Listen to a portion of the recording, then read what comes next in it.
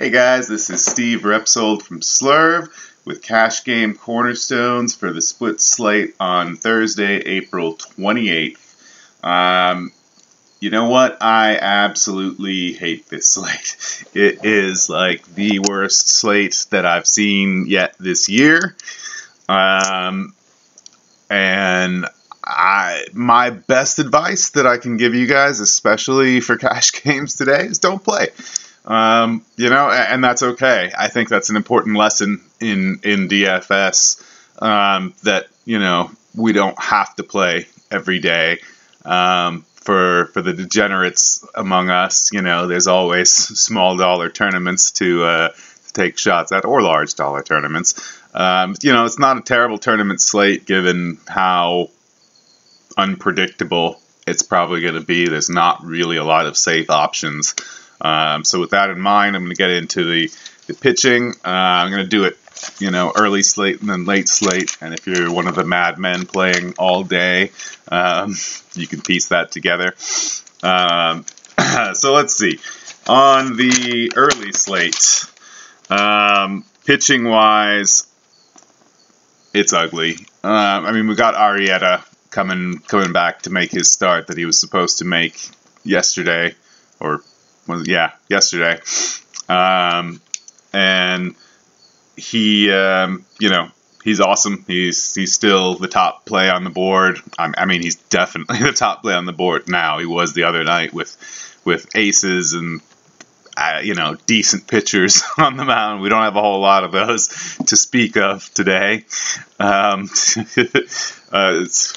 It's a little earlier than I normally record this, so excuse my sleepiness, please. But I wanted to get it out there in plenty of time for the early slate. So besides Arrieta, the only guy that I can really give you, that I can really advise you is semi-safe would be Tanner Roark. And that's how far down the bottom of the barrel we're scraping. I'm actually going to propose kind of a really contrarian approach to it, and I don't know if I'd try this in 50-50s, but in head-to-head it might not be the worst idea. It's definitely something that I'm exploring for GPPs on the early slate, and that is pairing Arrieta with Nicasio, who is in Coors Field and hasn't been very good, and is really risky, but is like 4,500, like cheaper than some bats on DK. So if he can stay in the positives, just above zero, probably worth it on this slate, given that some of the more expensive pitchers might not even stay above zero anyway. So, my kind of crazy suggestion is to go Arrieta and Nicasio and then just load up on bats, which mostly means Pittsburgh, and just hope that the Pirates go ham in Coors Field. Hope that Nicasio gets pulled before he can give up too many runs, and hopefully get a few strikeouts to keep him in the positives. But yeah, don't play cash. I really advise against it. Maybe some head-to-heads, but anyway, that's enough about this horrible pitching slate. Let me get on to some bats. So let's talk about the catchers today. Given how early it is, I really have no idea who's going to be in starting lineups. Just kind of guessing here a little bit. And it's going to depend on how you go in the pitching situation, since there's no clear things for me to recommend there. In general, looking at the pitchers on this slate, I like attacking some of these pitchers. Nicasio has not been good, so if you're not going that route, attack him with those Colorado bats. Same thing on Pittsburgh. Tyler Chatwood, not all that good of a pitcher. Detroit and Oakland is another great game to target. We got two pretty terrible pitchers going up against each other there, and Anibal Sanchez and Bassett the Hound. And Anibal Sanchez is like one of my favorite pitchers to target. The guy gives up a ridiculous 1.6 home runs per nine, and lots of fly balls. He is the kind of guy I like. So I actually like Oakland bats a good bit there. And that's where I go for my first catcher play, Stephen Vogt, 3,100 on DK. He's got Anibal Sanchez. That's really all I have to say about it. I mean, I don't love any of the I just hate this slate.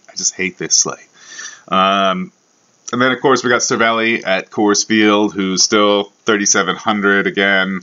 I don't know what is going on with some of these prices. I mean, Cervelli has killed it the last 2 games, and his price has gone down. And then also in Coors Field, if he gets the start, my boy, Tony Walters, let me down the other day.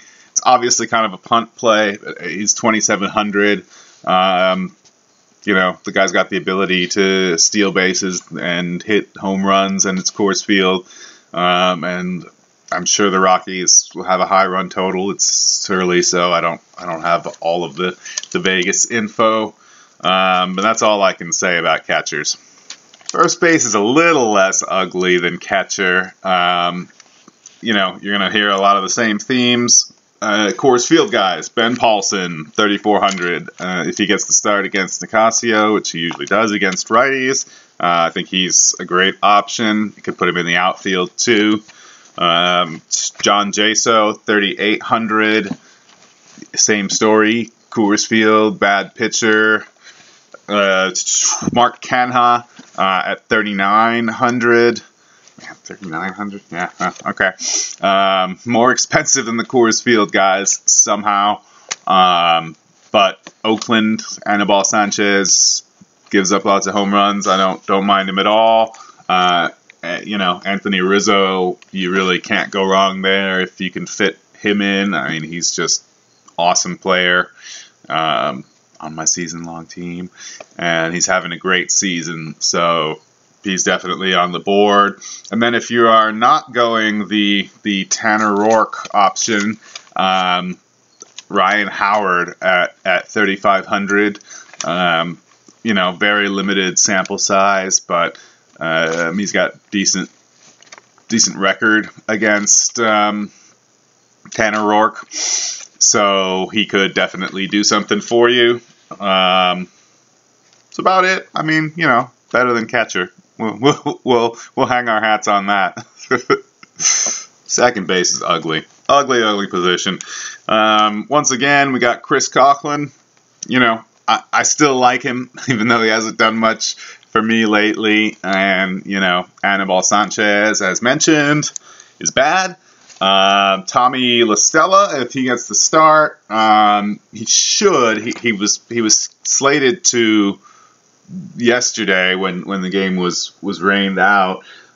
So I expect him to get the start again today.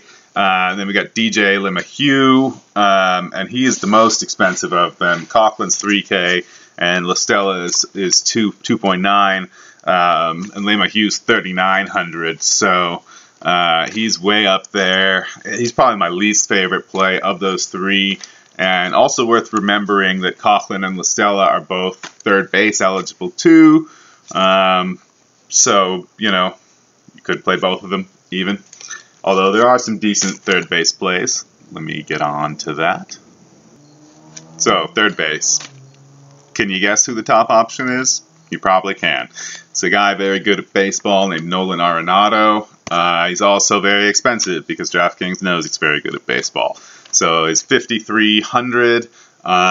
You could also, for some Coors Field exposure, you could go down to David Freese at 3,900. I don't really like David Freese, but he's been doing some good things, and the advanced stats for him are positive. Some of the things that I've been using to predict home runs are definitely there for him, and Coors Field is friendly for that. 3,900. It's not a bad play, certainly, if you're going the Nicasio route. I definitely like putting in Freeze and getting in on the Pittsburgh stack, even though it'll be popular, but for good reason. And then, of course, we got Bryant, kind of the same situation as Rizzo from first base. You know, they're just awesome players. Almost never a bad idea to play them. You know, Youngman is not the best matchup, but he's far from the worst either. So, you know, anytime you can get Chris Bryant in your lineup, it's a good thing. Yeah, that's all I got at third base, unless you want to put in, you know, La Stella or Coughlin at third base. Shortstop is, man, oh man, guess what? Ugly.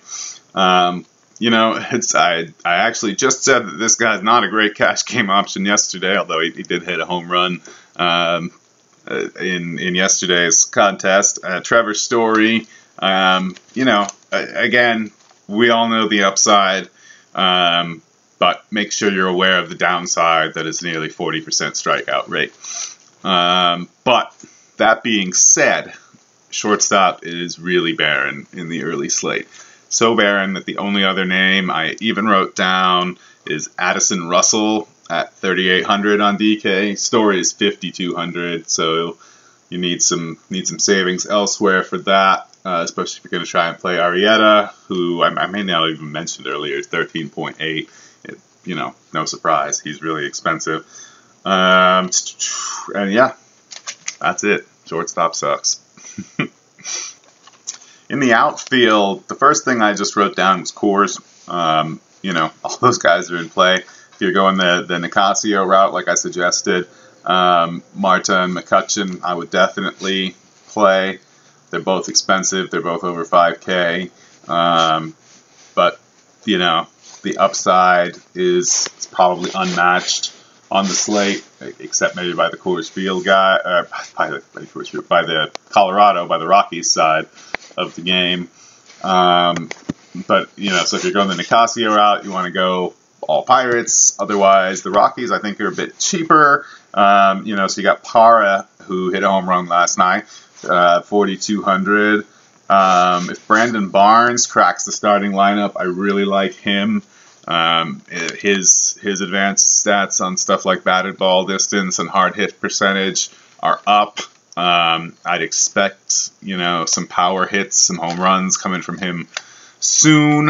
Coors Field's a good place to find them. If you lose home runs, go looking in Coors Field. So yeah, he's 2,800 on DK. If he makes it, awesome. I think he's a great cash saving option. Same for Matt Joyce. I love Matt Joyce, and he also actually has some of the advanced stats going in his favor. Not nearly as many, but you know, Joyce tends to lead off. He gets on base a lot. He's been really solid when he gets in the lineup. Obviously, Bryce Harper is on the board. He is kind of the other BVP-ish play, along with Ryan Howard that I mentioned earlier. I mean, obviously, Harper is never a bad option. I mean, the guy is probably the best hitter in baseball right now. I don't think that's a hot take anymore, but if it is, sorry, Mike Trout truthers. Trout is amazing as well. He hit a home run for me on my best GPP team last night. But, you know, I think Bryce is just like beyond special as far as players go. And I am surprised that he's not already getting the Barry Bonds treatment. So if you got the cash for him, absolutely. I also like Justin Upton at 4,100. You know, he gets Chris Bassett, the Hound. Bad pitching. It's always what I like to target. All right, so let's move on to the late slate, which is perhaps slightly less ugly, but not much. So on the late slate for pitching, we got a couple of options that are slightly better than the early slate, aside from Arrieta. Jose Fernandez is pitching. He hasn't been in the greatest form lately, and the Dodgers are a formidable opponent.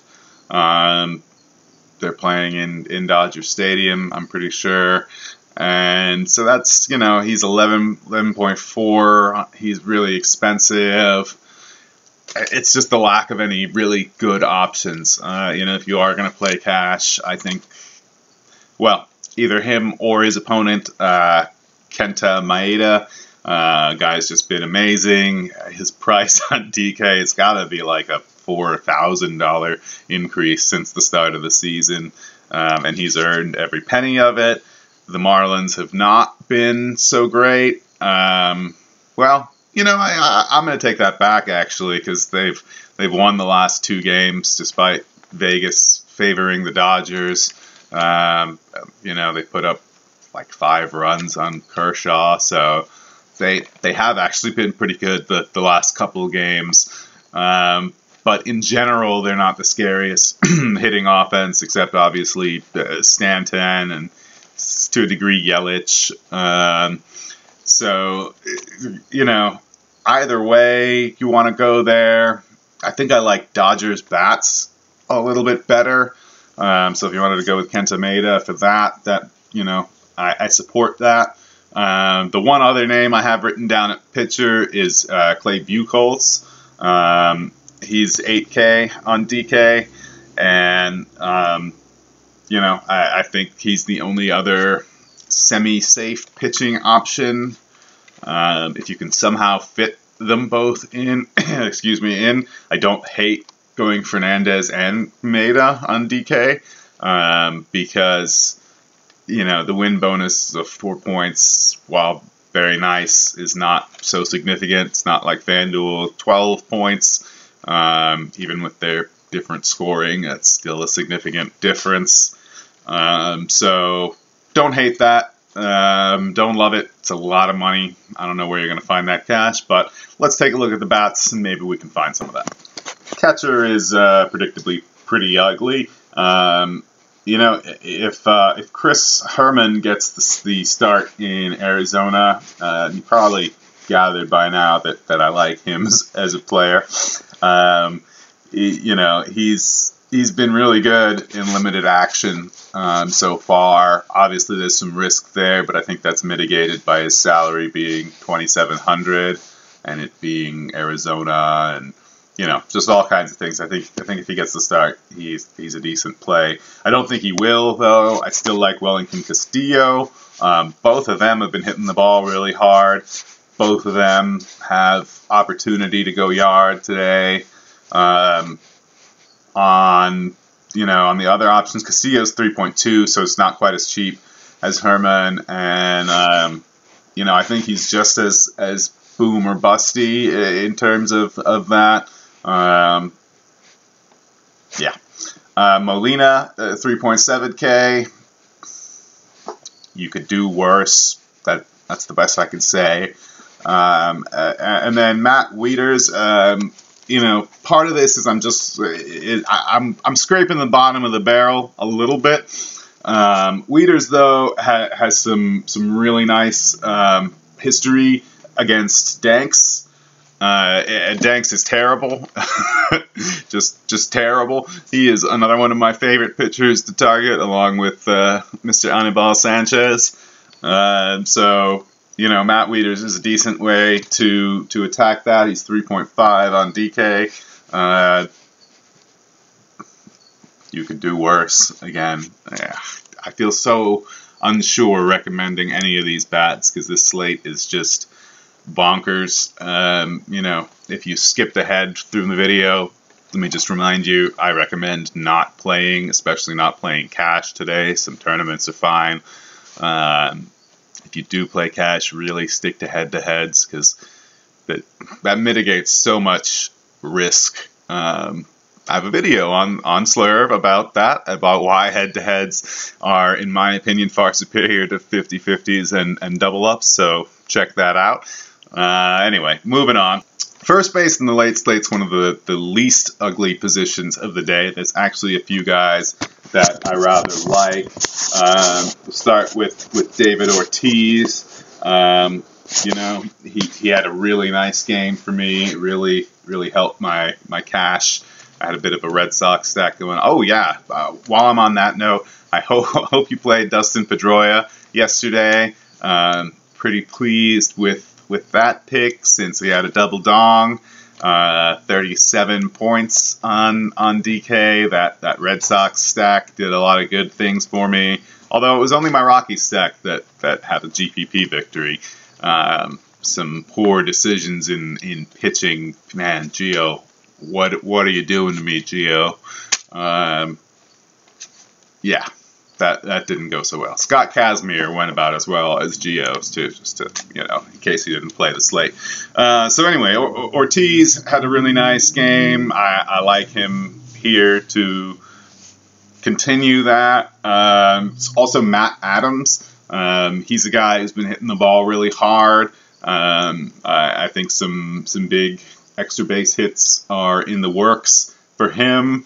Also on the Cardinals, Moss, he could do it too. Moss is 3.7, Adams 3.1. Then there's the big safe play of Paul Goldschmidt. Goldie is 5.1 on DK, so he's back over 5K. But really, it's only a $200 increase. It's not so bad. That's all for first base, but I feel I like those options a lot better than some of the other positions. And at second base, once again, I'm going to highlight Dustin Pedroia. Hopefully he will keep it rolling today. I wouldn't expect another double dong, but, with limited good options at 4.4 on DK, he's a pretty solid one at second base. If you're not going the Fernandez route and you like to live dangerously, there's Chase Utley at 3.4. Not the best. Jose Fernandez never the best matchup. Utley has a semi-decent history versus him, and I can't even believe I am recommending this name, but Jed Giorco, 3K. He's kind of a salary-saving play. It's a guy that's got a little power. He's been doing all right. That's all I got for you. Third base has a couple more names I'm a little less hesitant about. Matt Carpenter, 4,400. He's just been super solid in general. I didn't tout him yesterday, although I did end up playing him as the Red Sox line crept up. Make sure you watch line movements as far as, favorites changing and run totals changing. The Red Sox crept all the way up to 5.4 runs yesterday, and that's what told me to get some Red Sox stacks in, and panned out really well. Travis Shaw had 14 or so points, had a really nice game there. I think it was like a triple and some RBIs. He's 3.7 today, not bad at all. I think I might have just mentioned him in brief yesterday or not. I feel he's never really a safe cash game play. But my man Brandon Drury, 2,200 on DK today. I played him in one of my GPP lineups yesterday, and he had a home run. He's been hitting the ball really hard too. If he makes the lineup, I think it's a good salary saving option. Todd Frazier has been doing good things. 4.9, so he's pretty expensive, but I think he's one of the safer options. Reluctantly. And then Manny Machado there. I wrote down 3,600 on DK, but I'm pretty sure I meant 4,600 on DK. If he somehow is 3,600 on DK, lock and load. But I think he's 4,600, and I just wrote that down because I'm sleepy. And some of these guys are eligible at other positions too, so make sure you consider them there. That's all I got for third base. Shortstop, man. Two guys to consider that I've mentioned earlier that are eligible are Giorco. He's eligible at shortstop, and Machado. Definitely guys you want to look at, because the next thing I got for you is going back to Red Sox with Xander Bogaerts. But he's 4,300, which is just more than I like to pay for Bogaerts. There's Corey Seager. He's all the way down to 3,700, but that's because he's facing Jose Fernandez. It's not ideal. I like him as a player. I like that price. If you're not going Fernandez, then consider him. And then also, if he makes the starting lineup, which if he does, I don't know if Giorco will, but Almeida Diaz, he's just been hot. You know, I don't think he's a very special player as a whole. Kind of have a little disagreement in the Slurve experts on this. Some of the Cardinals homers are big on him. Also on Hazel Baker, who I think he's about to fall off a cliff. But you know what? Use your own judgment on that. I wouldn't play him today. He's against a lefty. It's just if he makes the starting lineup, that's not his specialty. That's all I got at shortstop. So on that note about Hazel Baker and being someone not to play, onto the outfield, a couple guys I really do like. Rickard, Joey Rickard, if he's leading off for the Orioles have been hitting really nicely, and he is 3.3 on DK. Going back to the Boston well, we got Mookie at 5.2. He's up 100 from yesterday. No biggie. Love Mookie. Always like playing Mookie if there's a chance. He is expensive though. Also like Trumbo. He has been hitting the ball really hard. Got a good matchup today, and there's not a whole lot of those to go around.